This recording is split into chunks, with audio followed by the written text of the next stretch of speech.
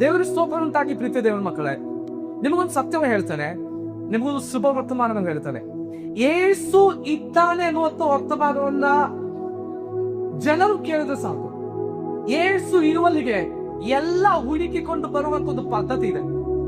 ನೀನ್ ಯಾವ ಸ್ಥಳದಲ್ಲಿ ಯಾವ ಪರಿಸ್ಥಿತಿಯಲ್ಲಿ ಆಗಿರ್ತೀರ ನನಗೆ ಗೊತ್ತಿಲ್ಲ, ಆದ್ರೆ ನಿನ್ನ ಜೊತೆಗೆ ಯೇಸು ಇದ್ದಾನೆ ಅನ್ನುವಂಥ ಒಂದು ವರ್ತಮಾನ ಕೇಳುವವಾಗ ಜನರು ಗುಂಪು ಗುಂಪಾಗಿ ಓಡಿ ಬರುವಂತ ಒಂದು ಪದ್ಧತಿ ಇದೆ. ಆದ್ರೆ ಇದ್ರ ಕುರಿತು ನಾನು ಮಾತನಾಡೋದಿಲ್ಲ.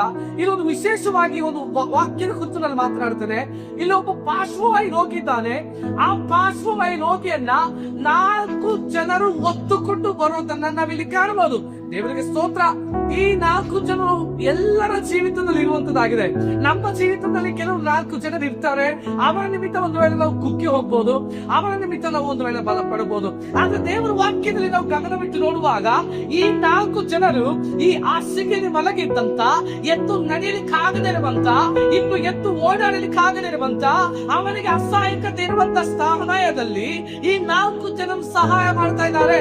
ಈ 4 ಜನರು ಈ ಪಾರ್ಶ್ವವಾಯು ರೋಗಿಯನ್ನ ಒತ್ತುಕೊಂಡು ಹೇಗಾದ್ರೂ ಯೇಸುವಿನ ಮುಂದೆ ಬರಬೇಕು, ಹೇಗಾದ್ರೂ ಯೇಸುವಿನ ಮುಂದೆ ತಲುಪಿಸಬೇಕು ಅನ್ನುವಂತ ಒಂದೇ ಒಂದು ಉದ್ದೇಶದಿಂದ, ನಿರೀಕ್ಷೆಯಿಂದ ಇವರು ಪ್ರಯಾಸ ಪಡ್ತಾ ಇದ್ದಾರೆ.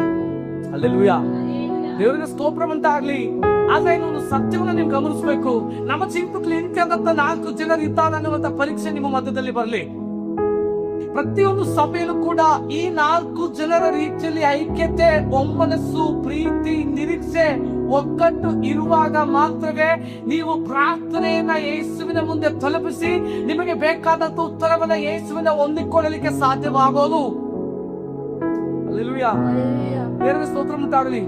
ಈ ಪಾರ್ಶ್ವವಾಯು ರೋಗಿಯನ್ನು ಒತ್ತುಕೊಂಡು ಹೋಗಲಿಕ್ಕೆ ಇವರು ಮನಸ್ಸು ಮಾಡ್ತಾ ಇದ್ದಾರೆ. ಮನಸ್ಸು ಮಾಡುವಾಗ ಒಂದು ವೇಳೆ ಇವರು ದಾರಿಯಲ್ಲಿ ಸಾಕರೆ ತಿಂದಾಗಿ ಬಿಟ್ಟಾಗ ಒಂದು ವೇಳೆ ಇವ್ರ ಕೈಲಿ ಆಗೋದಿಲ್ಲ ಅಂತ ಹೇಳಿದ್ರೆ, ಮೇಲೆ ಮಲಗಿರುವಂತ, ಹಾಸಿಗೆಯಲ್ಲಿ ಮಲಗಿರುವಂತ ಪಾರ್ಶ್ವವಾಯು ರೋಗಿ ಯಾವುದೇ ಕಾರಣಕ್ಕೂ ಅವನು ಯೇಸುವಿನ ಮುಂದೆ ಹೋಗಲಿಕ್ಕೆ ಸಾಧ್ಯವಾಗುವುದಿಲ್ಲ.